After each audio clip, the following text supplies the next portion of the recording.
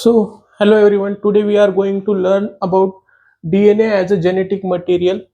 तो क्या था ना, तो जो सबसे पहले साइंटिफिक एरिया में कंफ्यूजन था कि जेनेटिक मटेरियल क्या है, whether it is a DNA, RNA, protein और समथिंग एल्स। तो बहुत कंफ्यूजन था। तो कुछ साइंटिस्ट सामने आए, उन्होंने कुछ एक्सपेरिमेंट प्रूफ किए, तो उससे पता चला कि बाद में फिर क्या है जेनेटिक मटेरियल। तो हम वही देखेंगे स्टेप बाय स्टेप, कौन कौन से साइंटिस्ट आए, क्या क्या किया उन्होंने। तो सबसे पहले 1926 1926 फ्रेड माइशर नाम के साइंटिस्ट आए, जिन्होंने न्यूक्लिन की डिस्कवरी की। उनका कहना था कि न्यूक्लिन जेनेटिक मटेरियल है। तो पर वहाँ पे वो मतलब पता नहीं था सच में है या नहीं। तो और भी साइंटिस्ट आए जिन्होंने कुछ और एक्सपेरिमेंट्स किए। Then came scientist Frederick Griffith. उन्होंने एक एक्सपेरिमेंट परफॉर्म किया जिसका नाम था ट्रांसफॉर्मिंग प्रिंसिपल्स। तो उसमें उन्होंने क्या किया, एक बैक्टीरियल या स्ट्रेप्टोकोकस निमोनी नाम का, जो कि निमोनिया कॉज करता है। तो उन्होंने उसके दो स्ट्रेन्स लिए, एस स्ट्रेन और आर स्ट्रेन। तो एस स्ट्रेन मतलब क्या होता है, in S strain there is a one mucus polysaccharide around their body, मतलब स्ट्रेप्टोकोकस निमोनिया के अराउंड एक पॉलीसैकेराइड की कोटिंग रहती है एस स्ट्रेन, सो दैट वो स्मूथ रहता है, तो इसके लिए एस स्ट्रेन बोलता है। और आर स्ट्रेन में वो नहीं रहती है। तो जब उन्होंने एस स्ट्रेन इंजेक्ट किया माइस के अंदर, तो माइस की इम्यूनिटी ने उसके अगेंस्ट कुछ रिएक्शन नहीं दिया, क्योंकि एस स्ट्रेन मतलब उसकी आउटर कवरिंग थी। तो इसलिए माइस डाई हो गया, मर गया। तो पर जो आर स्ट्रेन था, जिसके आउटर साइड में कोई कोटिंग नहीं थी, तो उसमें इम्यूनिटी ने रिएक्शन किया और माइस जिंदा रह गया, जिसके अंदर की फिर स्ट्रिप्टोकोकस निमोनिया मर गया होगा। तो फिर उसमें उन्होंने फिर और एक सेटअप किया जिसमें उन्हें पता करना था कि ऐसा क्या है एस्ट्रिन के अंदर जो कि उसको बचा रहा है, मतलब खुद को बचा रहा है माइस से, और माइस मर जा रहा है। तो उन्होंने एक एक्सपेरिमेंट किया जिसमें उन्होंने हीट किल्ड एस्ट्रेन लिया, मतलब एस्ट्रेन को मार के फिर इंजेक्ट किया माइस के अंदर, तो देखा कि माइस जिंदा है। तो देर इज समथिंग इनसाइड एस्ट्रेन। तो उन्होंने क्या किया, एस्ट्रेन और आर स्ट्रेन का एक कॉम्बाइन सेटअप लगाया, जिसमें देखा कि उन्होंने फिर माइस डाई हो रहा है, और जो यहाँ पे फाइनल जो मिल रहा है उनको, वो एस्ट्रेन मिल रहा है। ताकि उन्होंने डाला तो हीट किल्ड एस्ट्रेन था, पर कुछ तो था जो कि ट्रांसफर हो रहा था एस्ट्रेन से आर स्ट्रेन में, और आर स्ट्रेन एस्ट्रेन बन रहा था।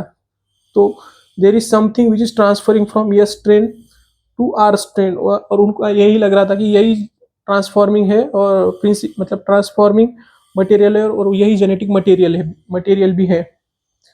तो इसीलिए उन्होंने उसको ट्रांसफॉर्मिंग प्रिंसिपल नाम दिया एक्सपेरिमेंट को, और वही जेनेटिक मटेरियल है उन्होंने कहा। पर वो श्योर नहीं थे। तो फिर नेक्स्ट क्या हुआ, इन 1944 में तीन साइंटिस्ट आए, ओस्टवाल्ड अवेरी, कोलिन मैकलॉयड और मैकलिन मैककार्टी नाम के। इन्होंने क्या किया, इन्होंने ये जो एस्ट्रेन, हीट किल्ड एस्ट्रेन जो और आर स्ट्रेन था, यहाँ से उन्होंने मटेरियल प्यूरिफाइड किए, सब प्रोटीन जिस जिस पे डाउट था कि वो जेनेटिक मटेरियल है, जैसे कि प्रोटीन लिया, आरएनए लिया, डीएनए लिया। तो फिर उन्होंने एक एक के साथ क्या किया, पहले उन्होंने प्रोटीज डाला उसके अंदर, और देखा कि माइस जिंदा है या मर गया। तो उन्होंने देखा कि माइस मर ही जा रहा है। तो प्रोटीन नहीं है जेनेटिक मटेरियल, क्योंकि अगर प्रोटीज डाल रहे हो और प्रोटीन किल हो रहा है उसके अंदर, मतलब प्रोटीन, तो प्रोटीन नहीं है जेनेटिक मटेरियल। अगर प्रोटीन होता जेनेटिक मटेरियल तो माइस नहीं मरना चाहिए था, क्योंकि वो S strain heat killed R strain ही रहता, एस स्ट्रेन नहीं बनता। तो फिर उन्होंने नेक्स्ट सेटअप में क्या किया, आरएनए डाला उसके अंदर। तो फिर भी देखा कि माइस मर ही रहा है। पर जब उन्होंने डीएनए डाला उसके अंदर, तो उन्होंने देखा कि ये यस स्ट्रेन हीट किल्ड, और आर स्ट्रेन ही रह रहा है, यस स्ट्रेन नहीं बन रहा है, क्योंकि डीएनए ही ट्रांसफर हो रहा था। तो डीएनए ट्रांसफर हो रहा था, पर डीएनए की वजह से डीएनए मर गया। DNA is the enzyme which cut down the DNA. तो उसके अंदर माइस जिंदा ही रह रहा था, क्योंकि yes strain, yes heat killed yes strain, R strain वैसे वैसे ही रह रहे थे, वो यस स्ट्रेन नहीं बना रहे थे। तो इसका मतलब ये हुआ कि डीएनए ही जेनेटिक मटेरियल था। बट बाकी साइंटिस्ट इससे कन्विंस नहीं थे कि ये सच में डीएनए ही जेनेटिक मटेरियल है। तो फाइनली इन 1952 में अल्फ्रेड हर्शे और मार्था चेस नाम के दो साइंटिस्ट आए। उन्होंने एक एक्सपेरिमेंट परफॉर्म किया, जिसके अंदर उन्होंने वायरसेस लिए, जिनको कि बैक्टीरियोफाज कहा जाता है, जो कि बैक्टीरिया को इन्फेक्ट करते हैं। तो उन्होंने दो वायरसेस दो अलग अलग कल्चर पे ग्रो किए। एक में उन्होंने क्या किया, रेडियो एक्टिव फॉस्फोरस लिया, जिसके अंदर की उन वायरसेस के अंदर सिर्फ डीएनए ही रेडियो एक्टिव हुआ और सम वायरसेस के अंदर सिर्फ प्रोटीन ही रेडियो एक्टिव हुआ। उन्होंने कल्चर में क्या किया था, P32 नाम का रेडियो एक्टिव फॉस्फोरस लिया जो कि सिर्फ डीएनए में होता है, और दूसरे कल्चर में S35 नाम का सल्फर लिया जो कि सिर्फ प्रोटीन्स में होता है, जैसे कि सम सिस्टीन और मिथियोनिन नाम के अमाइनो एसिड्स के अंदर सल्फर होता है जो कि डीएनए के अंदर नहीं होता है। तो उन्होंने क्या किया, ये जो रेडियो एक्टिव वायरसेस है उनको अलाउ किया इन्फेक्ट करने को, बैक्टीरियाज को। तो फिर उन्होंने देखा कि जो वायरसेस के अंदर रेडियो एक्टिव डीएनए था, जिसके अंदर रेडियो एक्टिव फॉस्फोरस था, वही बैक्टीरिया मतलब रेडियो एक्टिव शो कर रहे थे, और जिन वायरसेस के अंदर रेडियो एक्टिव सल्फर था यानी कि प्रोटीन था, उनके सुपरनेटेंट में रेडियो एक्टिविटी थी, ना कि बैक्टीरिया के अंदर रेडियो एक्टिविटी थी।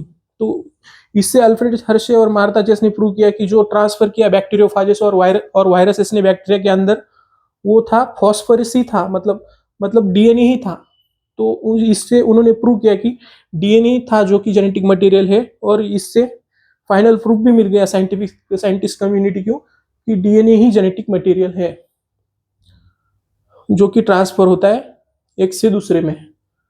तो ये सभी मेन एक्सपेरिमेंट्स है जो कि कंडक्ट किए गए थे और हमारे बुक्स में भी है, जो जिससे प्रूव होता है कि डीएनए ही जेनेटिक मटेरियल था। पहले माइशर ने किया, फिर फ्रेडरिक ग्रिफ्थ ने किया, फिर ये 3 साइंटिस्ट आए, एवेरी, मैक्लोइड और मैककार्टी, और फिर finally Alfred Hershey and Martha Chase में 1952 में प्रूफ दिया कि डीएनए ही फाइनल जेनेटिक मटेरियल है। सो